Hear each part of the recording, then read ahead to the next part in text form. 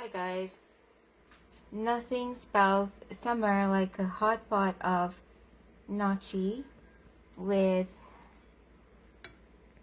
zucchini and fresh cherry tomatoes from the garden and fresh bell peppers, mushroom, and we have this tofu dog here, and with some freshly made tomato sauce from the garden.